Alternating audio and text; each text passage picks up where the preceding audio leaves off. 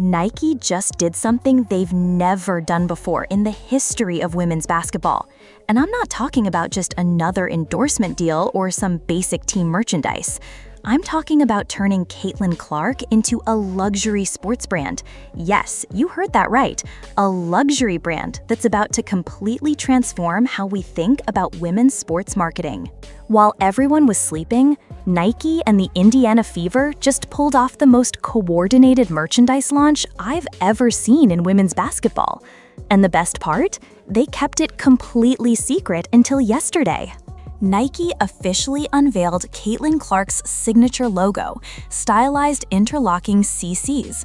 And let me tell you, this isn't your typical athlete endorsement situation. This is Nike betting the farm on women's basketball in a way they never have before. The first item featuring Clark's logo, a navy and yellow logo t-shirt, goes on sale September 1st on Nike's website. But here's where it gets interesting. The Indiana Fever didn't just announce this with a press release. They transformed the entire Gainbridge Fieldhouse experience. As someone who covers women's sports and understands branding, what Nike is doing here is revolutionary. They're not positioning Caitlin Clark as just another basketball player with some signature gear. They're creating what I can only describe as an affordable luxury sports brand. Think about this for a second. When you look at traditional luxury brands, Chanel, Gucci, Louis Vuitton, they have iconic interlocking letters, the double C's for Chanel, the interlocking G's for Gucci. Now look at Caitlin's logo. Those aren't just her initials thrown together. This is sophisticated brand design that positions her in that luxury space. But here's the genius part. It's affordable luxury. Nike is making high-end design accessible to young athletes and fans who could never afford a $3,000 Chanel bag but can absolutely invest in a $30, $50 piece of Caitlin Clark merchandise that gives them that same luxury aesthetic. Caitlin Clark's Nike logo was unveiled outside Gainbridge Fieldhouse on Tuesday, ahead of the Indiana Fieldhouse. But what made this special wasn't just the announcement, it was the execution. All fans attending the Storm game received Caitlin Clark branded t-shirts with her new logo, and let me tell you, this created an instant collector's market. These weren't mass-produced promotional items. These were the first pieces of officially branded Caitlin Clark Nike merchandise ever distributed. Think about the psychology here.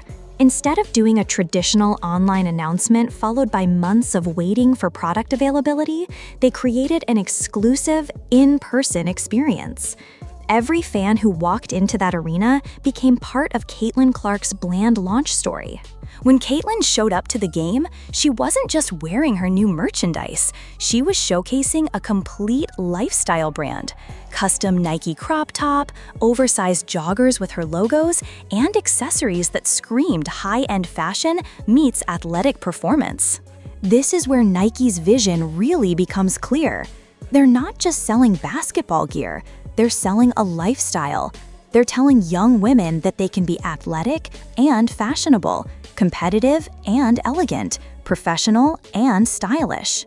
The fact that Caitlin wore a full head-to-toe look featuring her own branding sends a message. This isn't just about putting your name on a shoe or a t-shirt. This is about creating a complete brand identity that extends far beyond basketball. Let's talk about the business strategy here, because this is where it gets really interesting. Nike officially announced that Caitlin Clark will get her first signature sneaker in 2026, but they're not making fans wait 2 years to buy into the brand. Caitlin's upcoming logo collection will include essential t-shirts, hoodies, shorts, and pants for athletes of all ages, as well as additional premium pieces for adults. This is a tiered approach that's absolutely brilliant. You've got your entry-level pieces for kids and teenagers, the t-shirts and basic hoodies that parents will buy without breaking the bank. Then you've got your premium adult pieces for the collectors and serious fans who want the luxury experience. And by 2026, when her signature shoe drops, there will already be an established ecosystem of Caitlin Clark merchandise. Fans will already be emotionally and financially invested in the brand. The shoe launch won't be starting from zero. It'll be the culmination of a multi-year brand-building strategy. But what happened at Gainbridge Fieldhouse wasn't just about merchandise. It was about creating a cultural moment. Fans received t-shirts that read "Caitlin was here," which honestly is perfect branding, even though it was somewhat awkward timing given the circumstances. "Caitlin was here" isn't just a slogan, it's a statement about impact and legacy. It's saying that Caitlin Clark didn't just play basketball, she transformed it. She left her mark, and now fans can literally wear that statement. The fact that this happened at a home game in Indianapolis, where Caitlin has become not just a basketball player but a cultural icon, makes it even more significant. This wasn't a corporate boardroom deciding to launch some merchandise. This was a community celebrating one of their own reaching a historic milestone. What I love about this launch is how fashion-forward the entire approach is. Traditional sports merchandise has always been pretty basic. Team colors, team logos, maybe the player's number. But what Nike is doing with Caitlin's brand feels more like what you'd see from a high-end streetwear collaboration. The oversized fit of her joggers, the crop top styling, the way the logos are integrated into the design rather than just slapped on. This shows that Nike understands their target audience isn't just basketball fans. They're targeting fashion-conscious young women who want to represent Caitlin Clark as part of their personal style. This is especially important because women's sports merchandise has historically been an afterthought. You'd get a men's jersey shrunk down and maybe offered in pink, as if that's what female fans wanted. But Nike is designing Caitlin's line from the ground up, with women's fashion sensibilities in mind. The timing of this launch is absolutely perfect, and I don't think it's a coincidence. We're in the middle of playoff season, when WNBA viewership is at its peak. Clark's apparel collection will drop in October, which means the full line will be available right as the season ends, and people are looking for ways to stay connected to their favorite players during the off-season. By September, when the first pieces go on sale, fans will have spent months watching Caitlin play at the highest level. They'll be emotionally invested in her success and ready to invest financially in her brand. And then, by the time her signature shoe launches in 2026, there will be 2 full seasons of additional brand building, more achievements to celebrate, and an even larger fan base ready to support her. The social media response to this launch has been incredible to watch. Social media users shared their unfiltered thoughts regarding the design online, and while not everyone loves the logo design, the conversation itself is valuable. When people are debating your brand design, sharing photos of your merchandise, and discussing your business strategy, that's free marketing. Nike doesn't need everyone to love the logo, they just need people to notice it and remember it. And the fact that fans at the game immediately started posting photos of themselves in their new Caitlin Clark shirts created organic, authentic marketing content that you literally cannot buy. These aren't paid influencers or corporate sponsors. These are real fans sharing genuine excitement about representing their favorite player. This launch represents something much bigger than just Caitlin Clark getting a shoe deal. This is Nike making a statement about the commercial viability of women's sports. They're not just giving her a signature line, they're giving her the full luxury brand treatment that's typically reserved for male superstars. Think about how many WNBA players have gotten signature shoes over the years. We're talking about a very small number. But Caitlin isn't just getting a signature shoe, she's getting a complete lifestyle brand with multiple product categories and a multi-year rollout strategy. This sets a precedent for how other brands can approach women's sports partnerships. Instead of treating female athletes as lesser versions of male stars, Nike is showing that women's sports can support premium, luxury-level branding. As a woman covering women's sports, what excites me most about this launch is what it means for the next generation of female athletes. When young girls see Caitlin Clark getting the full luxury brand treatment, they understand that women's sports can be just as commercially valuable and culturally significant as men's sports. This isn't charity or corporate social responsibility. This is business. Nike is investing in Caitlin Clark because they believe she can sell products and build a profitable brand. That's the kind of validation women's sports has needed for decades. Young female athletes now have a clear example of what's possible.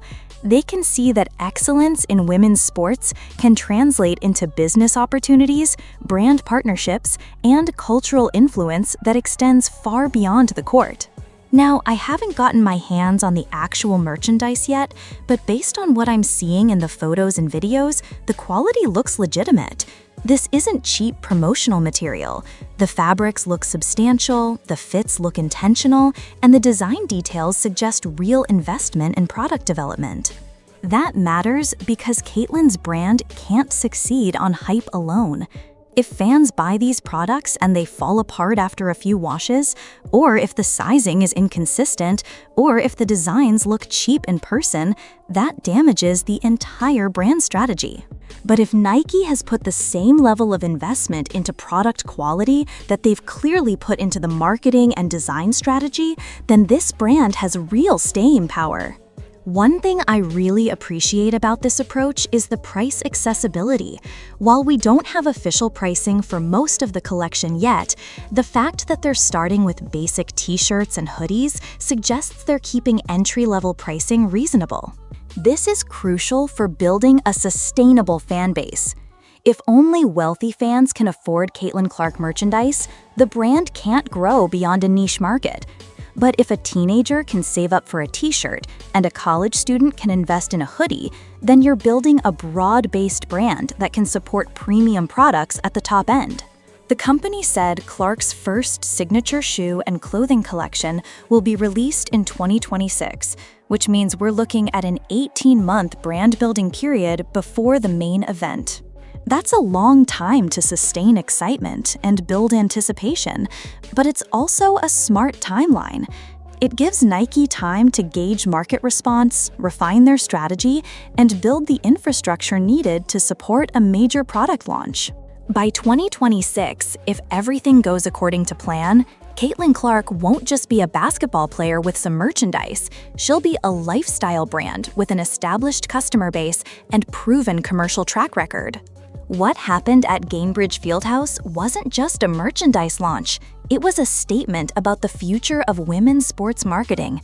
Nike just showed every other brand in the world that women's sports can support luxury-level branding, sophisticated marketing strategies, and premium product development. For fans, this means better merchandise, more investment in women's sports, and recognition that our purchasing power and brand loyalty is valuable. For athletes, this creates a roadmap for building commercial success alongside athletic excellence. And for the industry, this proves that women's sports isn't a charity case or a corporate responsibility initiative. It's a legitimate business opportunity that can generate real profits when approached with the same level of investment and sophistication as men's sports. The Caitlin Clark brand is just getting started, but what we saw this week suggests it's going to be something special. Nike has created a blueprint for how to launch a women's sports brand in 2025, and I predict we're going to see other companies trying to replicate this approach with their own female athlete partners.